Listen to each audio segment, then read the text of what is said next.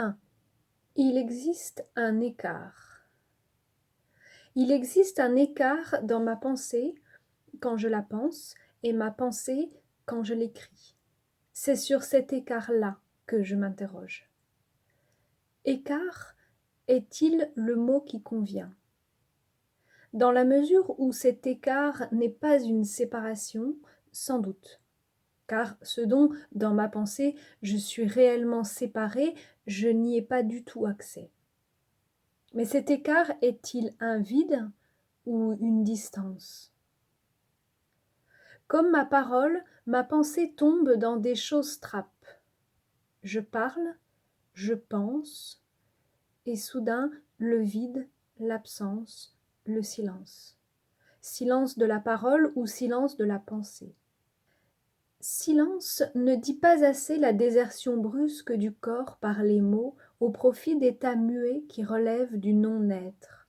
Comme on dirait « je non-suis quelque chose ou quelqu'un », car il est si difficile d'occuper un nom, et comment occuper un mot, là, n'occupe plus rien. N'a plus qu'à plier bagage. Autant éplucher d'utiles pommes de terre. Une stratégie récente consiste à se lever, faire quelques pas et brouer ce corps privé de langage. Il arrive que pensée ou parole reviennent, mais ce n'est pas assuré. La distance entre ma pensée quand je la pense et ma pensée quand je l'écris n'en existe pas moins. Elle traduit le passage d'ignorer à prendre connaissance de. Peu de temps s'écoule entre penser et écrire. Assise sur les marches d'une cuisine à regarder un jardin quelques minutes, le temps de se lever, prendre le carnet noir et le stylo jamais loin, se rasseoir et écrire. Quelques secondes, si je me tiens à la table où je travaille. Je regardais, j'ai pensé et je m'apprête à écrire. Le ciel est bleu.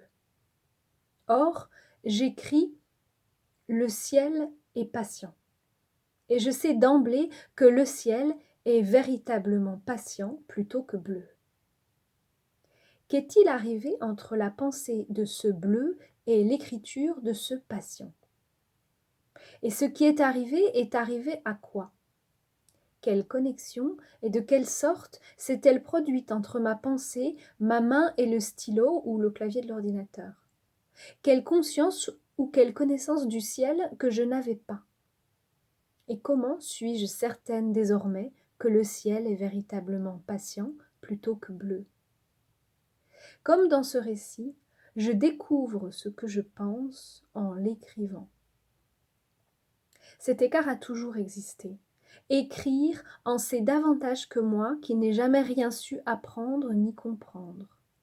Je travaille à me fier à ce que j'écris, même quand je n'écris pas. Est-ce à dire que je travaille à supprimer l'écart? C'est possible, mais l'écrire ne provoque aucun effet de certitude à ce sujet. Je travaille à établir une connexion entre ma pensée, ma main et le stylo ou le clavier de l'ordinateur. Même quand je ne pense aucune pensée, même quand ma main ne tient aucun stylo, ne frappe sur aucun clavier. Si je veux prendre connaissance de ce que je pense, je dois l'écrire. Tant que je n'écris pas, ma pensée ne travaille pas. Le travail de ma pensée, c'est son écriture, pas sa pensée. Un éclaircissement peut apparaître à dire sa pensée à l'autre, un interlocuteur. Existe-t-il une équivalence entre ma pensée quand je l'écris et ma pensée quand je la dis? Écrire sa pensée est un travail. La dire en est-il également un? Dans les deux cas, la pensée se constitue à se formuler, à se risquer dehors, vers l'écrit, vers l'autre. Il apparaît que la pensée a besoin d'une opération de transformation, par l'écrit, par l'adresse. L'exactitude de ma pensée se fait jour quand je l'écris. Dans ma pensée qui pense se glissent des pensées qui ne sont pas les miennes, un monde, des mots qui ne sont pas les miens. Ciel bleu en fait partie. L'écrit leur fait barrage.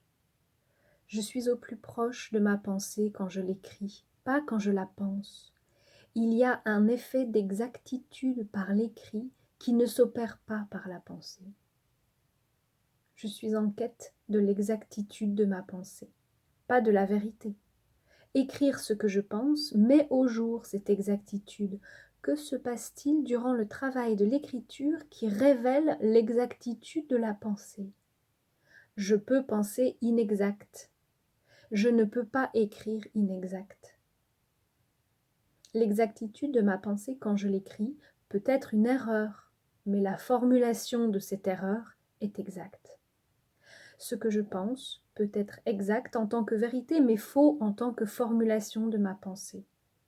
L'important n'est pas que ce que je pense soit vrai ou faux, mais que je pense exactement ce que je pense. J'attache plus d'attention à penser exactement une erreur qui est mienne qu'à penser inexactement une vérité qui ne l'est pas. Je tente de penser en ma propre pensée. Ce que je ne sais pas penser, je ne le pense pas. 2. Je suis partie réécrire le chapitre 2 d'un roman. Il y avait les arbres dans la campagne, des poulains de l'autre côté de l'étang, des canards bleus, des moutons, des bagarres entre un chat sauvage et 2 chattes, un chien endormi. Dans le grenier, 3 tableaux en cours. Je ne voyais presque rien. Il y avait un rossignol la nuit, des paons et des oies le jour. Je n'entendais presque rien. Tout se défilait à moi. Quand j'ai eu fini de réécrire, j'ai écrit ce texte. Il dit quelque chose de pas inexact de l'acte d'écrire. Il dit quelque chose de quand je réécris un chapitre de roman. Écrire à partir de là où le corps est en extrême proximité de soi quand on n'écrit pas. Corps qui enfle et désenfle selon séquence de travail, respiration qui traverse ventre, cou, dos puis se jette dehors. Corps qui allonge ses terminaisons jusqu'au noir qu'il touche. Pas le mettre à regarder, ni à écouter, le renoncer, le déplacer sous atmosphère de vide jusqu'aux épaisseurs et profondeurs de frondaison, extraction d'un statut du réel qu'on conduira en force, avec délicatesse, vers les mots, qui font présence, qui font sens et qui font son, annonçant ne pas connaître plutôt que connaître. Entre et sort de ce corps quelque chose d'écrire. Le savoir quand on écrit au petit matin, petit nœud au bout des doigts. Pas trop éloigner le corps de son axe, vite battu, vite las, perclus, absent. À retourner les flèches, on s'esquinte la peau. Personne au singulier, pluriel de la visitation. Langue du roman qui claque. Dire ce que je ne sais pas dire plus exactement. 3. Penser existe-t-il ailleurs que dans le crâne? Existe-t-il hors de quelque chose? Je pense, j'ai la pensée de, une pensée me traverse, je ne suis pas le contenant de ma pensée. Penser est un acte. Quand je pense, j'agis à penser. L'acte de penser, l'acte d'écrire. Penser comme écrire, intransitivement, avant tout contenu, mettre pensée en œuvre. Le premier travail de pensée est de parvenir au contenu qui n'est pas aux pensées. Et c'est un rude travail. Quoi penser? Je demande, qui n'est pas à quoi penser? Penser le jardin, penser le monde, penser la mort. Penser a trait à quelque chose.